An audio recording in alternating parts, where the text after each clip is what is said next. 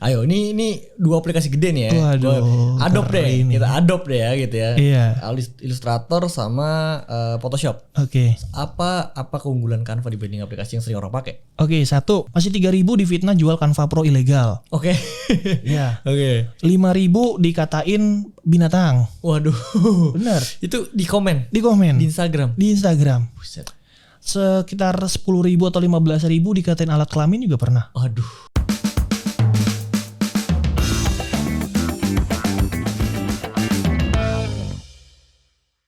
Syamas Pinastika, Dokter Canva. Halo Syam, apa kabar? Halo Bang Ida, alhamdulillah baik. Alhamdulillah. Buat yang belum kenal sama Syamas ini adalah konten kreator yang ngebahas tentang Canva. Nah, gue ada pertanyaan menarik nih. Kenapa namanya Dokter Canva, Pak? Oke, ini pertanyaan menarik nih. Ya. Jadi waktu awal itu sebenarnya pengen desainer Canva. Jadi desainer Canva, tapi waktu itu masih insecure dan juga banyak dipandang sebelah mata. Oke. Desain feed, terus kemudian followers juga belum banyak. Ngaku-ngaku desainer pakai Canva lagi. Oke. Akhirnya disingkat lah, DR aja kan, DR desainer ya. Oke. Canva. Jadi sebetulnya bukan dokter ya? Sebetulnya bukan, tapi kesini-sininya orang manggilnya jadi dokter, yaudah jadi branding akhirnya. Oh gitu. Nah maka soalnya gini, waktu gue pertama kali ketemu akunnya Syam, itu tuh gue pikirnya, oh ini dokter yang ngajarin desain. Dokter Canva gitu kan. Banyak yang ngira Iya. gitu sebenarnya. Nah terus Syam, emangnya kenapa disembunyiin gitu? Maksud gue, ya desain itu kan sebetulnya pakai aplikasi apa aja gitu. Kenapa lu sembunyiin? Emangnya desainer yang pakai Canva itu nggak layak dipanggil desainer gitu? Oke, ini pertanyaan sebenarnya waktu awal ya, waktu awal kondisinya itu di tahun 2019 akhir, Canva itu masih dipandang sebelah mata. Masih nggak kayak sekarang deh. Kayak sekarang tuh hampir semua orang pakai Canva. Bahkan institusi pemerintahan juga ada yang pakai Canva. Nah, dulu itu kondisinya nggak kayak gitu, teman-teman. Jadi dulu itu kondisinya udah pakai Canva template, pakai HP, dicetak pecah gitu kan. Oke. Udah bukan desainer banget deh kayak gitu. Buat apa bikin desainer tapi nggak bisa dicetak gitu kan? Oke. Tapi emang nggak ada settingan untuk yang gede HD dan lain-lain kan? Ada sebenarnya. Oh. Biasanya kan orang ngejudge karena mungkin belum tahu sih, belum belajar gitu. Nah terus nih Syam, background lu tuh apa sih Syam sebetulnya? Maksudnya apakah lu emang backgroundnya desainer kah? Terus akhirnya yang dimana lu kayak kurang nyaman sama aplikasi sebelumnya dan lu pindah ke Canva? Atau gimana sih ceritanya lu ketemu Canva gitu? Background lu dulu deh, background lu tuh apa sih sebenarnya sebelumnya? Oke, background pendidikan sebenarnya jauh kata desain ya. Mungkin teman-teman berpikir kalau yang bisa jago desain atau desainnya bagus itu harus anak DKV, multimedia. Tapi background aku sendiri itu adalah public relation, humas, dan juga marketing, markom. Oh markom, oke. Iya, itu sebenarnya bertolak itu ya, tidak berkesinambungan sebenarnya. Jadi kalau di dalam sebuah company atau pekerjaan, biasanya markom sama PR itu kerjanya buat bikin hal-hal strategis. Gimana caranya bikin campaign menarik gitu ya. Terus kemudian bikin event menarik ya, terus kemudian ngumpulin audiens. Jadi lebih strategis. Nah, sebenarnya buat desain itu hal yang teknis. Ya kan? Betul. Dia langsung terjun, terus kemudian bikin visualisasi. Biasanya itu kerjasama sebenarnya.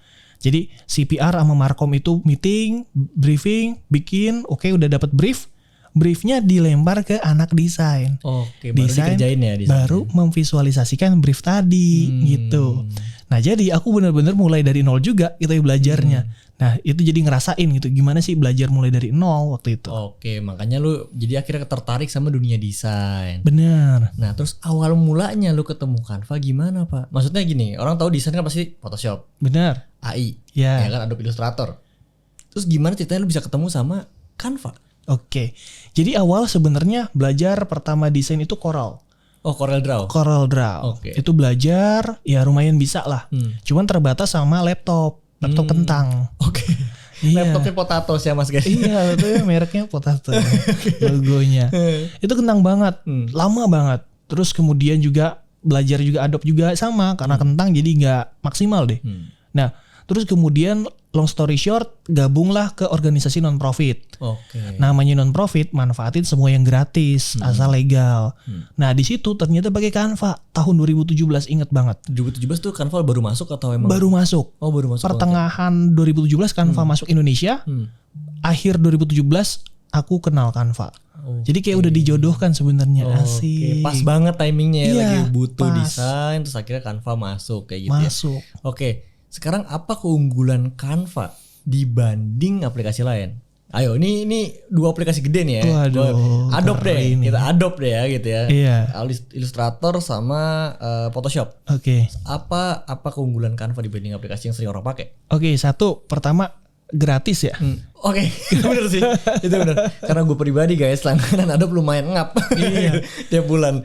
Dia gratis, legal gitu kan. Ada banyak yang itu. Nah, Canva itu pertama gratis, terus kemudian yang kedua itu berbasis internet, berbasis cloud drive. Jadi dia bukan aplikasi dong ya. Iya. Jadi nggak berat ya. Jadi nggak berat satu, terus kemudian kita nggak bergantung pada device.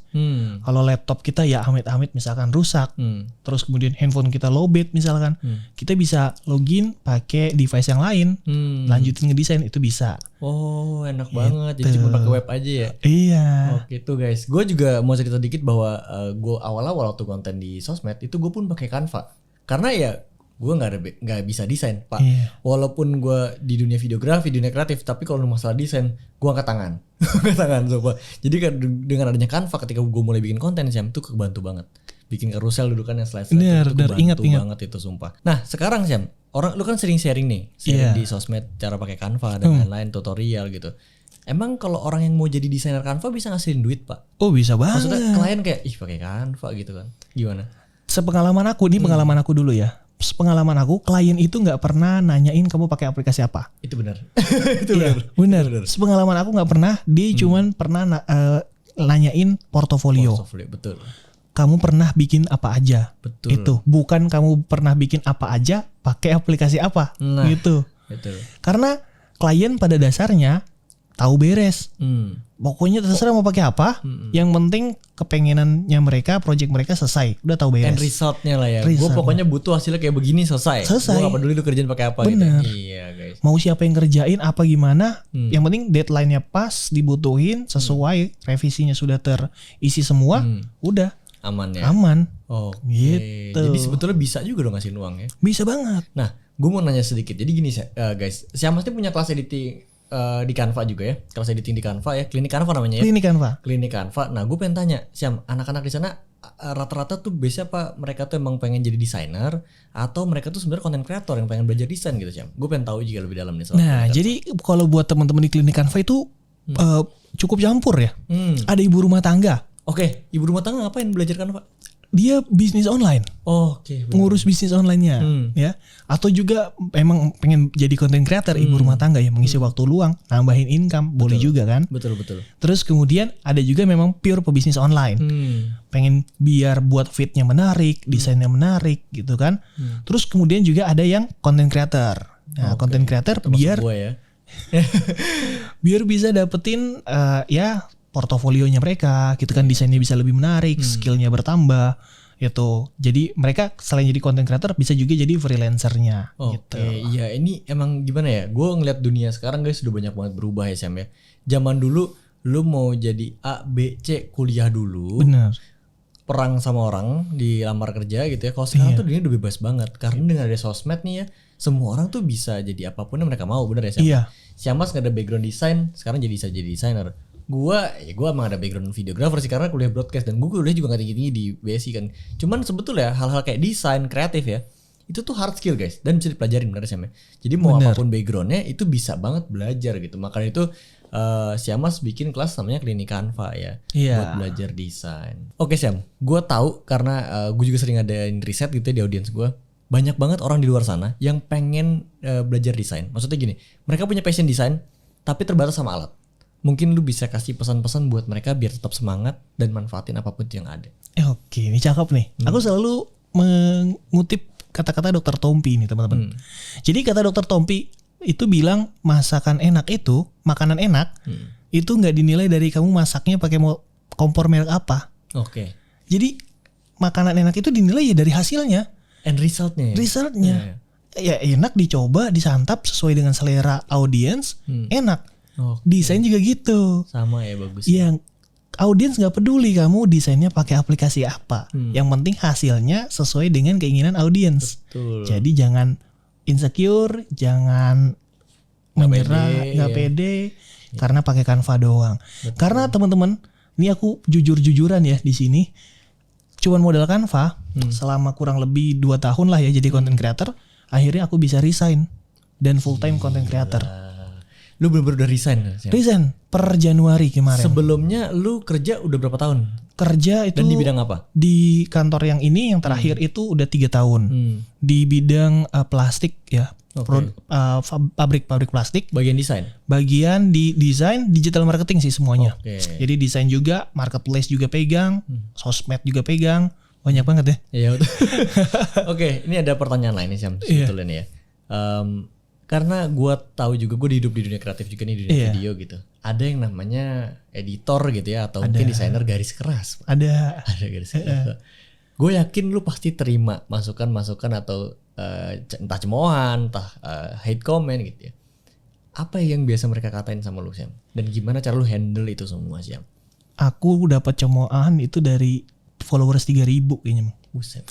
3.000 dicomok, inget banget karena itu jadi milestone saya gitu ya. Dan teman-teman juga jadi PR bahwa jangan ngelihat tiba-tiba Mas Syam udah sekarang gitu ya. Lihat kita flashback ke tahun 3.000 waktu dulu gitu.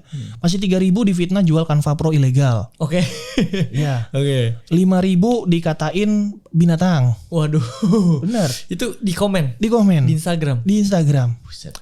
Sekitar 10.000 atau 15.000 dikatain alat kelamin juga pernah. Aduh, itu Alat kelamin. parah sih. Iya, itu gue gedek juga sih kalau Iya. orang komen cuman katain kata kasar gitu Kata selesai kasar gitu. itu. Iya. Kalau ngeritik, Mas, kalau ini gini ada kritik yang ngebangun. Bener. Kita terima dong. Terima. Nah, Gitu. Nah, sekarang udah bukan dikatain kayak gitu sih, gimana caranya lu bisa ngelewatin hal-hal kayak gitu dan tetap semangat, tetap bikin desain, tetap konten, tetap jalanin apa yang dimana itu passion lo gitu Jam. Ini merinding nih jawabnya nih.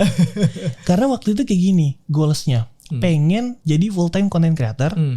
Tujuannya buat apa? Biar bisa lebih dekat sama keluarga. Betul. Terus kemudian berpenghasilannya lebih juga. Betul. Gitu karena kerja ya memang segitu-gitu aja kan kerja gitu kan.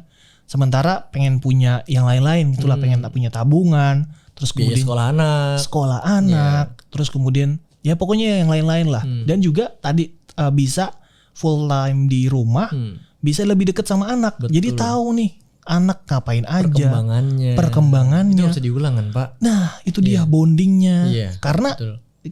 kita nggak bohong ya. Zaman dulu orang tua kita kan kayak gitu ya. Kerja. Udah. Kita belum bangun udah kerja, pergi. kita mau tidur baru pulang, Iya, gitu kan. betul. Kita kayak ngeras kehilangan sosok kan. Iya, dan jadi nggak deket kan? Nggak sama deket orang tua, jadinya. ya. Jadinya kita mau curhat juga Nggak keluar. Iya. Iya. Gitu kan. Karena aku juga ngalamin kayak gitu. Oh, makanya lu nggak mau Nggak kayak gitu. mau, Betul. gitu Kalau kan. gue bokap sih Syam. Sama. Bokap tuh dulu kan tentara pensiunan tentara. tentara. Jadi emang kayak gitu. Berangkat tuh subuh pasti jam 5, pulang tuh udah malam banget gitu. Tapi ibu kerja. Nyokap alhamdulillahnya dari rumah. Saya dua-duanya bang. Waduh. Nah, Ya itu sih makanya gue sama bini gue pengen kerja, gue bilang ya kalau mau kerja silakan, tapi pikirin gitu kan. Jadi gue nggak ngelarang dia mau kerja monggo, cuman ya terserah. Tapi ternyata dia lebih berat hatinya ke anaknya gitu. Ini Kan. benar. Dia kayak, duh ntar gue nama siapa ya gitu, sedih nggak berani gitu kan. Apalagi mau pakai pembantu juga ntar jadi bondingnya nggak dapet. Nah, Dan gue Syam ya kemarin kan kita lagi pindahan kantor di sini nih. Ya. Gue cerita sedikit sama teman-teman ya. boleh dong. Itu gue nggak pulang sekitar 3 hari kalau nggak salah ya. Itu anak gue tuh nelfon gue tuh bisa ketawa gitu, masih umur setahun kurang gitu. Jadi apa akhirnya gue pulang tuh mereka bener kayak anak gue tuh bener nempelin gue terus gitu. Itu yang gue nggak pengen lihat anak gue perkembangannya tuh jauh dari gue sih. Bener sih. Itu guys. Jadi emang zaman sekarang kerja sesuai passion tuh bang emang enak tapi ada plus minusnya. Jadi ya tadi Cam udah jelasin juga ya. Sama satu lagi bang Yuda. Apa tuh? Alasan aku bener ngeyakinin resign dan mungkin tips buat teman-teman nih. Jadi jangan abis nonton ini terus tiba-tiba langsung pada resign bang Yuda. Iya jangan. Siapin dulu goalsnya, tabungannya juga, terus juga sumber keran rezeki lah istilahnya. Waktu itu aku resign juga nggak selain di content creator, aku di YouTube udah monetize, jadi udah dapat AdSense kan. Nah itu udah lumayan. Terus kemudian juga ketika kita mau resign, ingat izin orang tua. Betul. Jangan kita resign asal resign, minta restu orang tua dulu. Nah itu udah direstuin, udah yakinin, dah kemudian kita tekanin dan juga kita fokus. Serius. Yes, betul. Bener. Namanya laki-laki harus punya tanggung jawab. Nah ini gue juga mau nambahin ya teman-teman. Jadi waktu gue resign Syam, itu gue ngelakuin hal yang paling bodoh mungkin dalam hidup gue. Apa tuh? Jadi gue tuh udah kerja enak. Gaji alhamdulillah gue bongkar 8 jutaan 8 sebulan. juta. Terus gue kayak tabungan juga belum banyak, belum ada dana darurat dan lain-lain. Karena gue tawarin project kan, ya kan ada project kan dekat rumah nih, gue kerja di rumah gitu kan. Belum fix, belum pasti projectnya, gue resign. belum tanda tangan padahal. Belum. Itu salah banget. Jadi kalau emang mau resign boleh aja. Tapi Boleh. ingat dana darurat, tabungan, freelance itu ya, entah freelance desain ataupun editing video, kelemahannya cuman di arah manage uang. Manage uang. Jangan sampai lu ngelakuin kesalahan yang gue lakuin. Jadi ini Syam ini menurut gue bisa jadi contoh di saat ada contoh buruk, ada contoh baiknya. Contoh baiknya adalah Syam tabung dulu, mulai dulu yang mau dijalanin. Iya. Ketika udah setengah jalan, baru tuh lu bisa kalau bener desain. Jangan lupa izin sama orang tua. Izin sama minta orang restu tua. sih. Restu orang tua udah paling gak ada obatnya guys. Jangan. Paling the best. Harus. Oke Syam, makasih banyak udah datang ke Siap. Konten Academy. Bang Yuda. Sehat-sehat semua. Oke guys, Amin. semoga apa yang kita share sama gua sama Syam share di sini bisa bermanfaat buat kalian, biar bisa bikin kalian semangat terus. So, sampai ketemu lagi di podcast berikutnya. Bye.